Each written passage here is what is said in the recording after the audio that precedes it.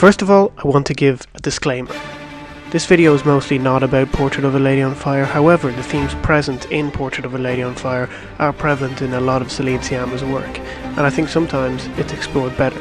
Let me explain. Portrait of a Lady on Fire is a great film and I like it a lot, but it is not without fault. It drags in places and sometimes I struggle to relate to the characters, which is something I can't say about Celine Sciamma's first film and my favourite of hers, Water Lilies.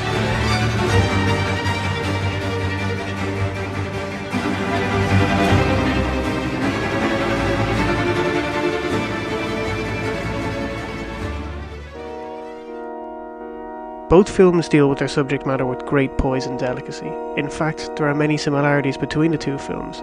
They both feature female leads that are constrained both socially and sexually, and this is used brilliantly to explore female relationships and, most importantly, the female gaze.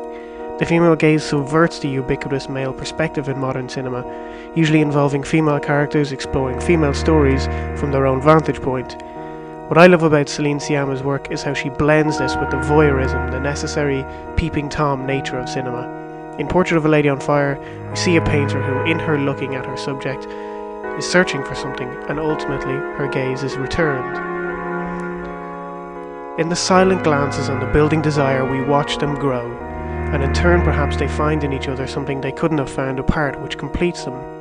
This equality, this symmetry in the relationship, is a far cry from the dynamic in Water Lilies. We are very much on the side of Marie, and she's very much alone in pining for Florian. From the very start, when we meet Marie, she is watching the swimmers, and the camera pauses on Florian and watches her. It is as if we become the one watching in Marie's place. Doesn't that sound familiar?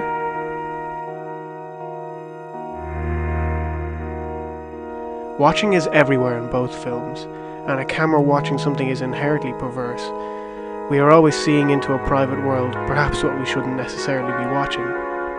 This conflict between the public and the private is prevalent in Water Lilies, often embodied as a conflict between public perception and private life. We see typical teenagers worrying about their image.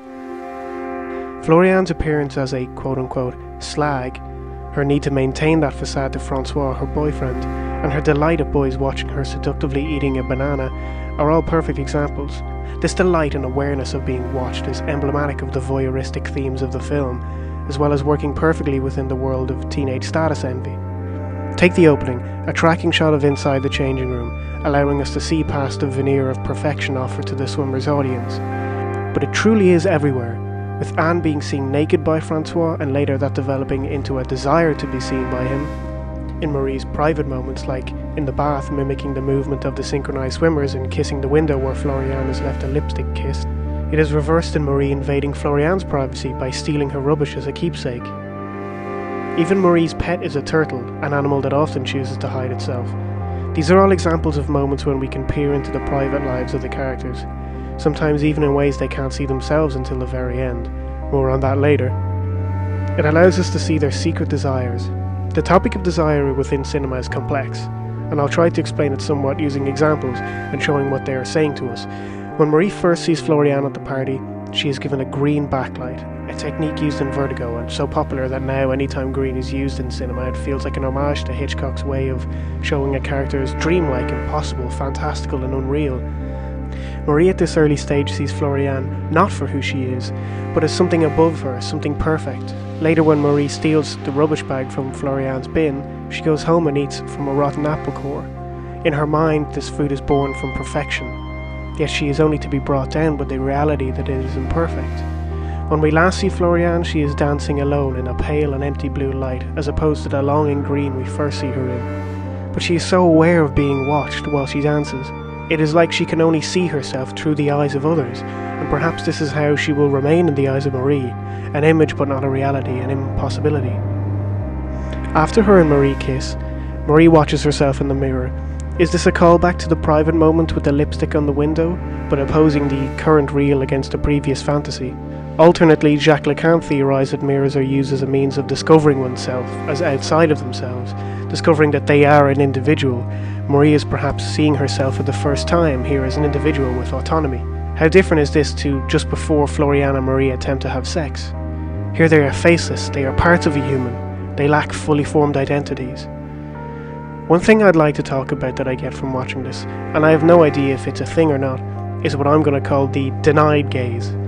Marie waits for Florian as she spends time with her boyfriend, and later outside Florian's house as they supposedly are making love, and Marie must leave the room when Florian is with the pervy swim coach. These are all examples of the gaze being denied, and one might think it has the opposite effect of the gaze, meaning if the gaze is about desire, then the denied gaze is being denied that desire. That is not the case. The desire has been established, and this knowing of what is taking place, but not being allowed to witness or participate, is even more frustrating for Marie. Just like it feels when you are a teenager, there are doors present, and sometimes you are on the inside or the outside.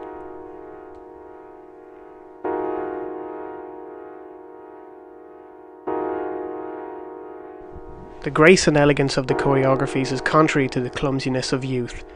These characters are blindly navigating the typical teenage social sphere, a war zone of clashing half-formed identities.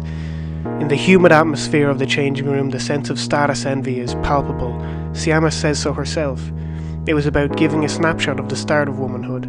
I thought it was fun to play with the codes of a film about adolescence, beauty, insecurity, and that of an unattractive body.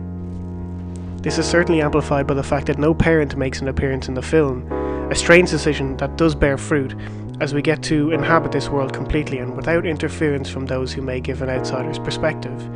The French title, Naissance de Pieuvre, literally the birth of the octopuses, encapsulates the themes of the film far better, suggesting an opening into the world rather than a grace and elegance of the English title, Water Lilies. The film details a transformation in Marie, her love for Florian being a means of getting closer to figuring out who she is. The eroticism is held back by the fear of the unknown, which allows doubt to seep in and question the fabric of your personality. One could argue that Marie only accepts Florian's request to take her virginity out of fear for losing her to Francois, when she is not yet ready to accept her own sexuality, and her need to assert her identity is made clearer by the manipulation that Florian knowingly performs. But some have argued that this first love is in fact the opposite. It empowers Marie. By acting on her impulses, she is transformed. But when she finally tries to articulate her love to Florian, although they kiss, her opportunity to articulate it herself is denied, leaving Marie without the power she craved. Yet this part has been uncovered in Marie, and now she can accept it. The endings to both Portrait of a Lady on Fire and Water Lilies are equally meta, but they are also both seamlessly tied in with the thematic and emotional elements of the film. Essentially, they are both climaxes on multiple levels. In Portrait of a Lady on Fire, we are shown what Sciamma calls her treatise on the female gaze. The camera and Marianne become one and the same, meaning we and Marianne become one and the same, as we move closer and invade Eloise in her personal moment. Sciamma sees this differently. As the longer it goes on, she says, the more we become a person watching a film, seeing Adele and Elle give a superb performance. But I wonder, does this lessen the meaning for me? That's the heart of the film, equality, Sciamma noted in Cannes. Marianne is being looked at as much as she looks. This reciprocity is interesting for sure, and is a theme that Sciamma explores also in Water Lilies. In Water Lilies, by Marie finally looking up at us and seemingly breaking the fourth wall, it is as if she is asking us a question. Here we can see that both films end on an invitation for reflection in the audience, but there is more to Water Lilies here that I like so much. Not only does it imply Marie waking up, asking us a question and returning our gaze, but also it is a callback. Earlier in the film, her and Florian discuss the fact that for most people, the last thing they see is a ceiling. The image is imprinted on their memories as they die. And what is Marie doing here but looking at the ceiling? I read this as a kind of death for Marie. She is saying goodbye to a version of herself and giving rise to a new Marie who can articulate her sexuality and is awoken having learned much from her first love. This might be what I love about Water Lilies most. Some may see it as being more clunky, more stripped bare, and perhaps that matches the world in which the characters inhabit. But it is brave in its rawness, and for that it is more real and sober to me. It befits the age that the characters are at, where life and death appear to hang on every moment. It aches with the clunkiness of youth. It is unpolished, unadorned, the childhood rites of sneaking out, underage drinking at parties, the awkwardness and difficulty of ordinary exchanges, the naivety, the heartbreak. It is a love story for that age. one of near misses, of impossible fantasies, one where desire is shattered by reality, and the ability learning this has to teach us how to get older, how to love better, and to realise that not everybody is who we want them to be.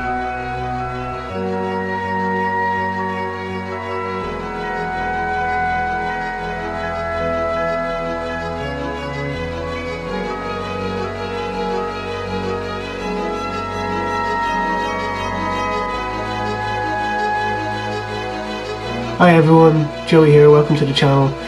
Hope you liked the video.